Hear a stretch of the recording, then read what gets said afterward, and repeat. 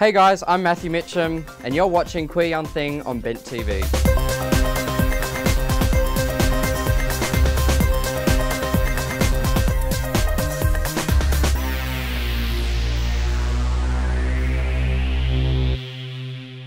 You're watching Queer Young Thing. My name is Dylan Adler, and today we are talking about drugs and alcohol abuse.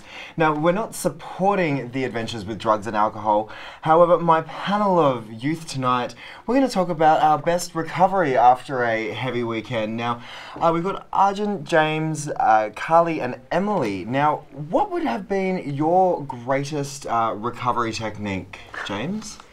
Well, for me, when I drank, it was pretty much every day. So I'd just start drinking again a lot of the time. But hair of the dog. I'd always keep Gatorade in the cupboard because it's really good for rehydration, and that would always be quite helpful. Yeah, you got to keep those electrolytes up. Arjun, do you have any tips or tricks for surviving? Yeah, I'd just say water. Just as much water as alcohol you have. You know, probably more water than alcohol. Yeah. And that just keeps you hydrated, and you feel quite okay by the end of it. I think it might also depend on what you've done over that weekend. Yeah. Like, I know after I've come back after a big music fest or like, you know, one of the ones we go out and camping, there's nothing that you can do. It's pretty much just like shut your bedroom door and then just like go into a cocoon. Yeah, no, Carly, do you have any tips, tricks, suggestions? If I'd had a big night, I generally just try and make sure I have some water before I go to bed. And the next morning, if I feel like rubbish, it's just straight to Macca's for a burger, basically. What greasy is it? food. I go KFC. Yeah. What is it with the greasy. fast food, but the colas that they have in the fast food shops, there's something about them. They will bring you back to life. It's like they've got the elixir of life itself in those tubes. So I guess we've talked about some recovery trips, but how many times would you have a heavy weekend? Well, I recently actually quit drinking. Prior to quitting drinking, how many times would you go out and get? It would depend. Being a uni student, when I could afford it, really. Yep. When I lived on college last year, it was definitely a lot more often because people would more often have parties like in college with, you know, cheap drinks, or if we were to go out, then people would drink on res before we'd then go out. So that was on res frequent. Is that on residency? Sorry, I'm not young and relevant with the uni speak. But with the drinking in living on campus, is that having a few drinks, or is that getting absolutely blackout drunk and then waking up the next day? It was usually big parties. Big parties? In college, more often than not. Yeah, and especially if there was like an event, because like we had, my uni has a bar, and that's opened like every Thursday night. So Thursday night was bar night, everyone would go down from college to the bar, and then because they lived on res, they just walk back. Or crawl back. Huh? Or crawl back, yeah. And then Tuesday night there was a pub that had a uni night just down from the uni, so it was for a lot of people on res, it'd be Tuesdays and Thursday nights where they'd go out and just get wild and absolutely rage. Alcohol and drugs, are they harmful, helpful or essential, and why? It depends how much you take. Oh, alcohol, it's so prevalent, like in societies, even in like, you know, like going away for the weekend or meeting up with friends. It's just like, it's just there. And the same thing with drugs. Like I know people who take casually on the weekends, and it's just like, I'm like, what's the point? Alcohol and drugs, are they harmful, helpful or essential, and why? Harmful in a medical sense, yes. You might need to skip this one. It increases high-risk behaviour, and unfortunately in rural communities where there is that lack of support, lack of understanding, unfortunately it does create so many other issues around sexual health and mental health, and yeah, it's definitely damaging. Now, do we think that alcohol and drugs can be harmful, helpful or essential? No, we ask the hard questions here. Yeah, it's quite a loaded question, I think. I think, you know, to a large extent it's got to be case by case. I think, you know, like for me, I was able to put off dealing with a lot of personal stuff for many years, but once I became sober, it all came rushing back with a fury. So for me, it's really a pointless diversion, just a way of losing years. Right. Arjun, do you echo the same sentiment, or do you think that that drugs and alcohol have their place in society and in our community? Yeah, like James said, each person has their own experiences and their own capacity to deal with drugs and alcohol. And I think for me, it's not so much a substitute for something. It's just there, you know. It's something I can mix up with my evening or with my food even. Yeah. So for me, it's just a part of my life. But yeah, I think you have to respect your own capacity for dealing with drugs and alcohol. Yeah. Now, because I definitely know a lot of people who, when they do go out and party, it's not a light affair. It's not a couple of drinks. It's getting absolutely, testing your absolute limits. And we see them walking through the cities, and you see them in anywhere, any music festival, in any landscape where there is alcohol or substance. And they do push that line. Yeah. I myself have been one of those people pushing that line, being absolutely blackout drunk, not remembering anything. And then waking up the next day and people have photographic evidence. There's a video up on Facebook. There's a video up on YouTube. You know, you have to deal with the consequences from it. And sometimes it's not a very comforting consequence that you have left with. What do you think are the biggest misconceptions about drugs and alcohol? That it's a necessity to have fun. Yeah, it's a big thing. It's a big thing. Especially at colleges. Like I noticed, I've never been a big drinker myself. Like I didn't start drinking until I was 18. I'm just weird. I just didn't. I didn't see the point in it. I was like, for me, the point where I'm starting to lose control of myself and I'm not quite with it, it scares me a little bit. I like to be in full control and know what I'm doing. And when you push that boundary and it gets a little bit hazy and you're not quite with it, that scares me. So for me, going to college and everyone's just like, you've got to drink, you should be doing this, you know, it's part of the culture, and you get, all of a sudden, if you're not doing it, you get kind of put out, you know, you're not part of the group. It makes it harder for you to fit in. I noticed that a lot in first year. Because a lot of the social things that are put on are, they're like a drinking activity. Like a lot of the social things are, let's go out, have a few, you know, have some drinks and stuff. There's not a lot of sober events. There's no really sober events. And if you go, it's like you're the only sober person there and you're just like, you're seeing people running around, taking their clothes off, throwing themselves at people, and you're just like, why? You're like, how is this fun? Tomorrow you're going to be vomiting or whatever, or, you know, just not happy. Speaking from experience, Seeing it from a sober perspective, it's never quite as fun as being part of the action. So and a lot of time the official sober events aren't, you know, actually sober. Like, there maybe you're not allowed to drink at the event, but people have gone out and, you know, had pre-drinks beforehand. Yeah. Now, we've got a whole heap more for Queer Young Thing coming up in a little bit. We'll be joined by our elders, and hey, if you want to get in touch with here on the panel, send us a message online. You can hit us up with the QYT hashtag. But we've got more coming up right after this.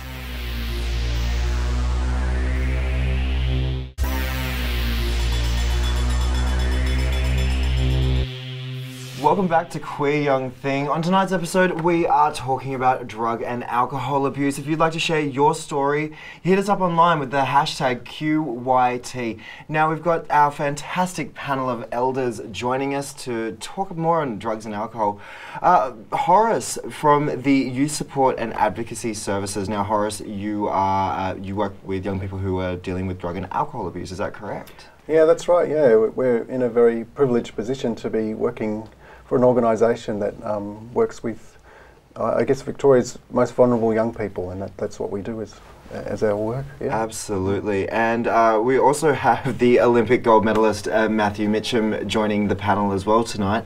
I don't know what time it is really. Now, Matthew, thank you so much for becoming a part of the show. And now, why exactly are you here to talk about drugs and alcohol today? I guess I am an expert in drugs and alcohol. I mean, I certainly have a lot of experience in abusing them, and so I thought it would be a perfect opportunity for me to share my experiences and what can happen when you don't do it right.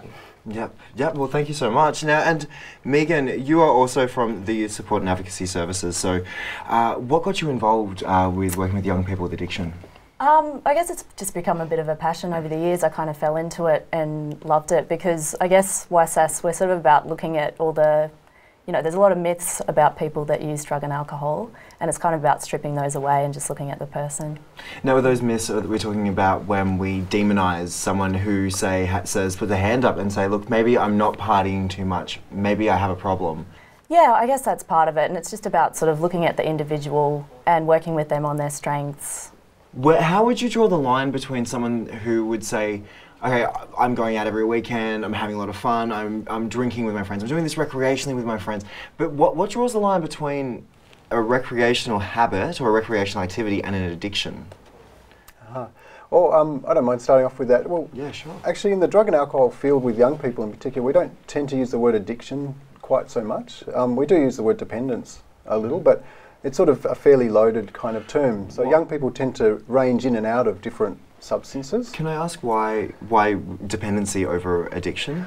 I think just because of the negative connotations of the word addiction and the many young people that come to us don't identify with that word so much. It's like, yes, they are going back to certain substance use, but they might range from one substance to another within that week or day or or month. So they might not feel like I'm addicted to, say, alcohol or cannabis. Some do, but that I think for young people there's that little bit more of that polysubstance use going on where it's there's multiple things happening. So certainly the difference between I guess recreational use and that dependent kind of thing is where you're going back to it and you've sort of built a tolerance to that substance, and that when you don't have that substance around, things aren't looking so great. Like you're in that withdrawal and you really feel like you need to get back up to here just to feel normal again by using. So, and certainly there's other problems that are around that as well, like if it's affecting your relationships or your health or your mental health, that's when, you'd start to be concerned. Alcohol and drugs, are they harmful, helpful or essential, and why? Like anything, taken in moderation, they can be fantastic. Not the drugs, perhaps, but alcohol is not necessarily a bad thing. Some drugs aren't necessarily bad things, but it's about education and learning what's safe and how regularly that's safe as well, because they definitely can become quite a problem. I've always stayed clear from drugs because I've always been against it. It's just my own feeling on it. It definitely does play with your mind, and I think a lot of people use it as an escapism, and that's not really a healthy thing to do. Alcohol is a social thing, definitely, but I would not say it's an essential thing.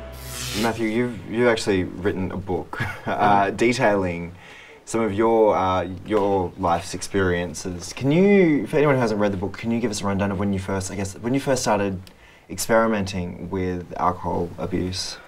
I first started drinking when I was 13. Can I ask why? It was in a social environment because I used to hang around with a lot older people. Like in the sporting environment, all my sports peers, most of them were much older, and so on the weekends they would get together and they would all drink. So it started out socially, but when I realised that that alcohol was really effective at changing the way I felt about myself, it quickly became that my goal for drinking every weekend was just to get as blotto as possible and to pass out. That was my goal, and so I suppose that's where the distinction between recreational and dependency is. It's when you're not using it to enhance a social situation, when you're using it to change your feelings. I think that's where the distinction is there. Yeah, and so you moved from just using alcohol, and then you started also using cannabis. Were you pairing the two together, or was it a transition from just alcohol abuse and then to marijuana abuse and then on to harder narcotics? I suppose because the root cause of my substance abuse was actually depression, my first addiction was probably self-harm, and when I went to hospital and realised that wasn't really a socially acceptable form of dealing with my feelings, it went straight to the binge drinking. And then I found cannabis at 14 was more effective, or just as effective, and so I was probably doing binge drinking and smoking a lot of pot until I was 18, and then once I reached 18 and started experimenting with with party drugs, I found that they, again, were even more powerful at changing the way I felt. And so it's, I suppose I took it out of the social, recreational environment and ended up using all that stuff on a daily basis. Do we find that the harder narcotics, they are more accepted in the GLBTI community? I think certainly in the GLBTI community, drugs and alcohol are quite normalised because they're just so prevalent, they're so endemic in our community that I think there's a lot less stigma about using them, and so it's it's a lot easier to, I suppose, get into that sort of stuff because it's not frowned upon as much. No, that's very true. And we were also talking earlier about how, you know, gay people often don't have other spaces to, you know, come together, especially people in rural areas and places like that. You know, a sense of community can be a very positive thing as well as a negative thing. Yeah, well, look, we've got so much more to talk about this topic, but we'll have all that and more coming up right after this. You're watching Queer Young Thing.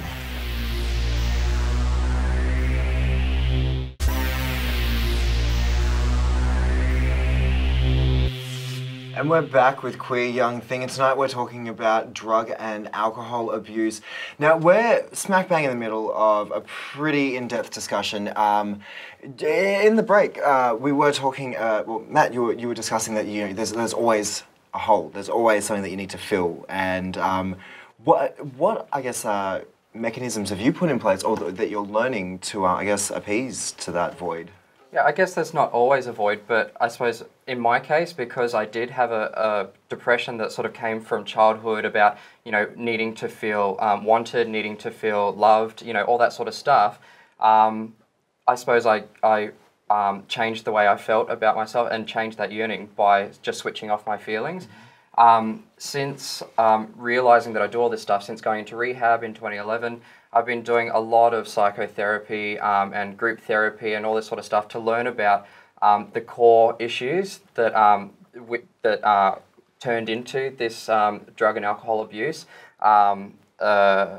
Just learning to love myself a bit better, learning how to how to boost my self-esteem myself without, you know, looking for outward things to make myself feel better, to fill that void. Yeah, right. And James, is that echoing anything that you've gone through? Just like that.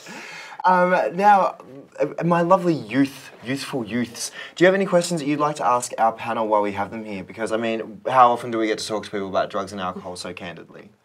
Well, aside from every weekend. Well, in that case, I have a question. Are some people more likely to become addicted to drugs than others? And are there any, I guess, pre-hereditary factors into that? Any socio-economic factors into that?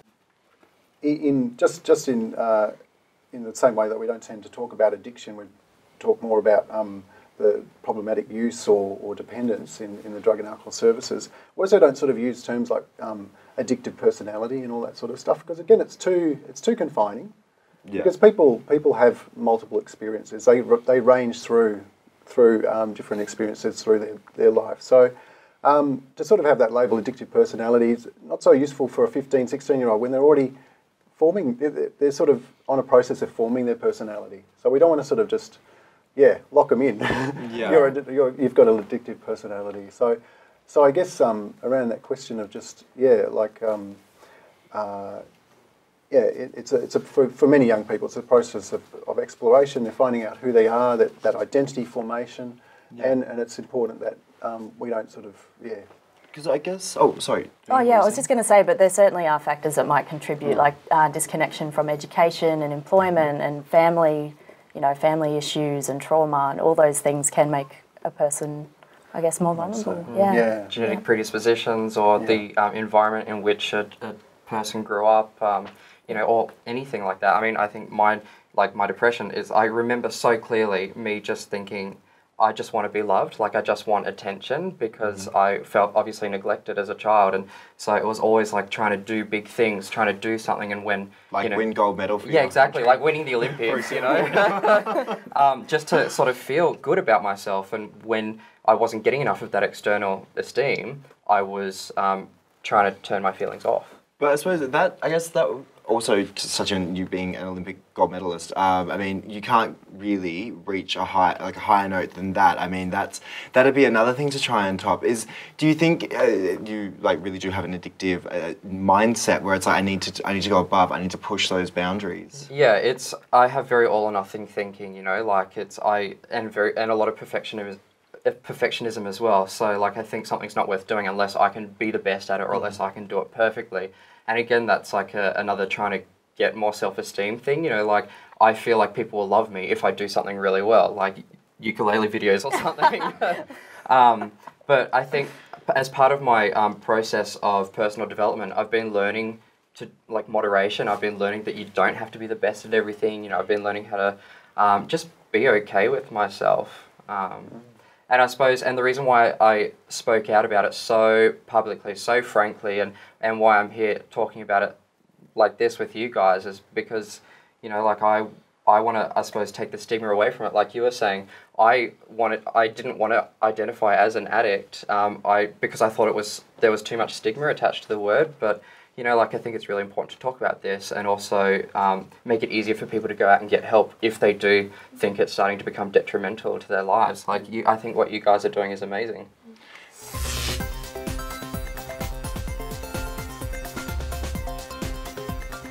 Like, you know what you were saying about the difference between like being an alcoholic and drinking alcoholically. I think the drinking alcoholically is a behaviour, and being an alcoholic is like a personality trait. And so you can always be an alcoholic, but just not satisfy that personality trait with the behaviour.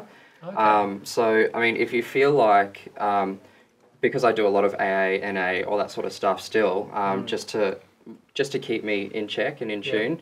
If you feel like, you know, those behaviours that were leading you to drink in the first place, or whatever the self-esteem issues were, you know, like AA is so wonderful for that because people touch on, I mean, there's such a wide diversity of topics that they talk about in every meeting.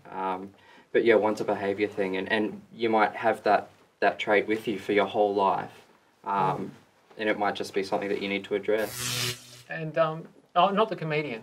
No. Here's another one. It's like stopping smoking. It's all and like getting over like food addictions as well. Yeah, because they can all come from the same place. You know, like like I was saying, an alcoholic can stop drinking, but they can replace it with workaholism or food addiction or love addiction. You know. Yeah, that's right. So yeah, that's where it's a different thing. Like for me, when I stopped drinking, it was like all the stuff I'd spent like 15 years smoking pot and drinking to avoid just came straight back to me, and it was like really, really intense. And I really liked what you said about, you know, like doing that period of heavy drinking, it was kind of like a waste of time because it's not like the problem goes away, it just postpones it. Yeah. And then when you get sober again, the problems just come back and hit you, and then you have to deal with them. So it's just kind of like you prolonged that whole process of whatever it was of that shit for that whole period of time. And for me it was also, and now I'm older and don't have as much stamina and drive to push through these issues. You know, but back then I just couldn't find the support I needed. Like I tried going to psychs and counsellors, and everywhere I went was a bad fit. And it wasn't until I went to the counselling service at uni and just the counsellor there was a good fit, and that was the start of the upward turn for me. So it's like you can't stress enough how important it is to find a therapist that is a good fit for you. I think it's really. We often think it's the most important thing about the therapy. It doesn't matter if they're doing CBT or AA or whatever it is.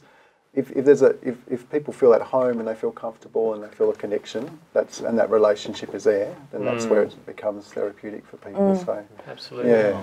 And like you were saying about, you know, just never.